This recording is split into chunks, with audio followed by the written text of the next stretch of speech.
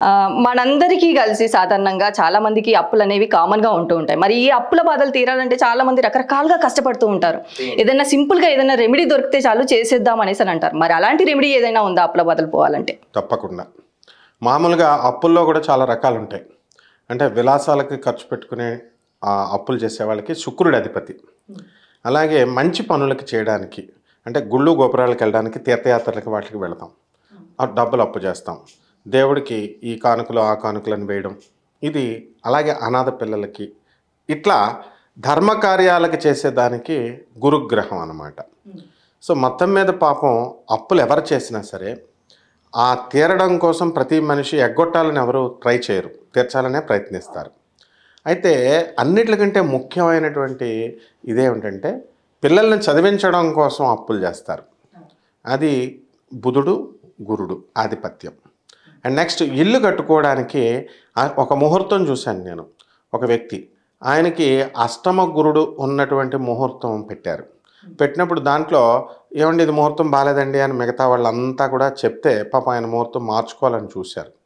No, అట్లా అవసరం లేదు, రెమెడీ చేస్తే చిన్న రెమెడీ చేస్తే సరిపోతుంది అని చెప్పాను. చెప్తే ఇక్కడే కూకట్పల్లిలో. సో అప్పుడు ఆ రెమెడీ చేశాడు అతను.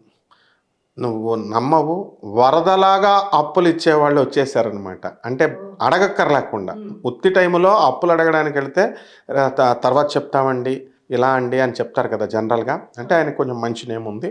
అందువలన వాళ్ళు నోరు తెరిచి అడగడమే అప్పులు ఇచ్చేవారు రెమెడీ చేసిన తర్వాత.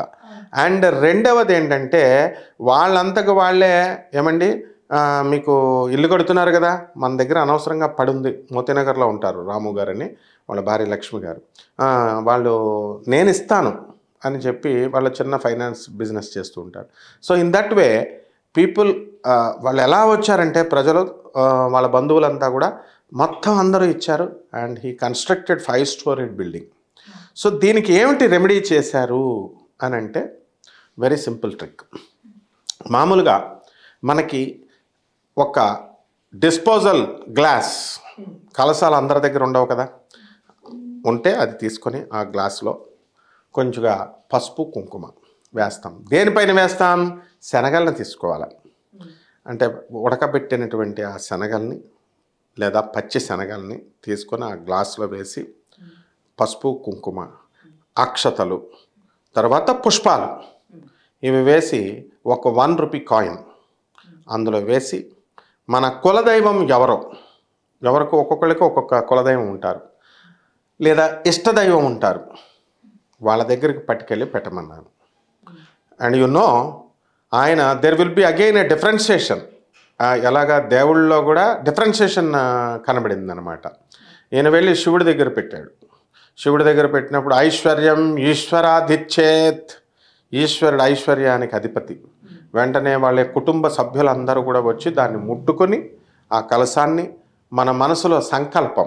అండ్ ఈ సంకల్పము సంస్కృతంలోనే ఉండాలని రూల్ లేదు, తెలుగులో కూడా మనం చేసుకోవచ్చు. మమ రుణబంధ విముక్తి సిద్ధ్యర్థం ఏ కర్మణం కరిష్యే. అయ్యా పరమేశ్వర, మరి ఈ యొక్క నా అప్పుల బాధ తొలగిపోవడానికి, నాకు అప్పులు రావడానికి కూడా బోనస్ అన్నమాట. అప్పులు రావడానికి, అప్పుల బాధ తొలగిపోవడానికి మరి నేను ఈ యొక్క చిన్న తంత్రాన్ని నేను చేస్తున్నాను అని చెప్పేసి అక్కడ దండం పెట్టుకొని ఇలా ముట్టుకోవాలి. అండ్ ఇక్కడ పెట్టాల్సినటువంటి పుష్పం ఏమిటో తెలుసా? ఇక తెల్ల జిల్లేడు పువ్వు. నమస్తే అస్తు భగవన్ విశ్వేశ్వరాయ మహాదేవాయ త్ర్యంబకాయ త్రిపురాంతకాయ త్రికాగ్నికాలాయ కాలాగ్నిరుద్రాయ నీలకంఠాయ మృత్యుంజయాయ సర్వేశ్వరాయ సదాశివాయ శ్రీమన్ మహాదేవాయ నమః. ఇదంతా వీళ్ళు చదవాల్సిన అవసరం లేదు. ఓం నమ శివాయ అంటూ ఆ నీళ్ళని అందులోకి ఆ గ్లాసులోకి వేసేసి అక్కడతో చాప్టర్ క్లోజ్ అయింది. శివుడికి చేసినప్పుడు బ్రహ్మాండమైనగా అప్పులు వచ్చినాయి. ఓకే, ఇన్కమింగ్ అనమాట ఇక్కడ. అండ్ నెక్స్ట్ ఇది తీసుకెళ్ళి ఏం చేయాలండి అంటే ఎవరు తొక్కని చోట కానీ నదిలో కానీ అందరిది అయిపోయిన తర్వాత అక్కడ ఇంట్లో కలసం పెట్టాలి. ఆ కలసం కూడా and there will be a differentiation colour కూడా. ఇక్కడ ఈ అప్పులు రావడానికి చేసేటప్పుడు గురుడిది అంటే పసుపు రంగు జాకెట్టు కలసం పైన పెట్టాలి గుడ్డ, జాకెట్ గుడ్డ. అండ్ ఈ యొక్క కొబ్బరికాయ పెట్టి అక్కడ చేసేసిన తర్వాత ఇవి తీసుకెళ్ళి ఆ నదిలో వదిలేసేయాలి. అండ్ అప్పులు తీరిపోవడానికి ఏమిటి, అప్పులు తీరిపోవడానికి ప్రాసెస్ సేమ్, కానీ చిన్న ఎక్స్ట్రా సప్లిమెంట్. ఏ విధంగా అంటే ఇది శ్రీనివాసుడు మాత్రమే చేయాలి, శ్రీనివాసుడి దగ్గరే పెట్టాలి. ఆ శ్రీనివాసుడి దగ్గర ఈ సేమ్ ప్రాసెస్. అక్కడ ఏం చేయాలి, శ్రీనివాసుడి దగ్గర బొబ్బర్లు తీసుకోవాలి ఒక గ్లాస్లో. అంటే ఇదంతా అప్పులు వచ్చేసిన తర్వాత తీరేటప్పుడు ఈ ప్రాసెస్ చేయాలి. బొబ్బర్లు ఒక గ్లాస్లో, ₹1 కాయిన్, పసుపు కుంకుమాలు, నందివర్ధన పువ్వు, ఆ పుష్పాన్ని వేసేసి పూజ చేసిన తర్వాత శ్రీనివాసుడి దగ్గర పెట్టి మమ రుణం చింది అని చాక్పీస్తో కానీ అక్కడ నేల మీద రాసి ఈ ఎడమ చేతి బొటన వేలుతో దాన్ని ఇలా తుడిచేసేయాలి. ఎడమ కాలు బొటన వేలుతో తుడిచేసేయాలి. తుడిచేసిన తర్వాత కాలుతో కుదరకపోతే చేత్తో కూడా తుడవచ్చు.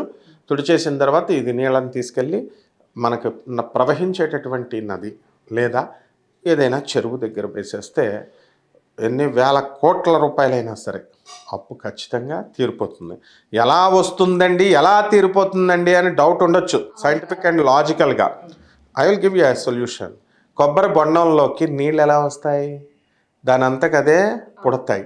సిరితా వచ్చును అన్నారంటే ఐశ్వర్యం అప్పులు వచ్చేటప్పుడు మనకు ఇన్కమ్స్ వచ్చేటప్పుడు అప్పుల రూపంలోనే ఎలాగా అన్నది ఆ తర్వాత పక్కన పెట్టేసాయి.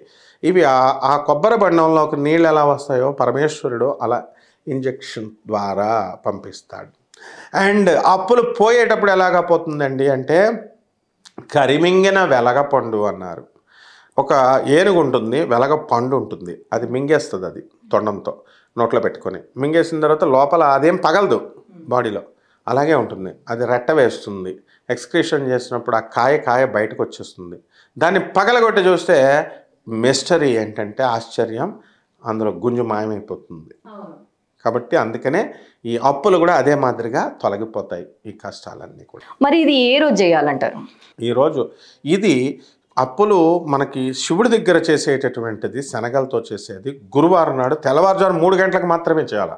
మిగతా టైంలో చేస్తే మళ్ళీ ఫలించదు.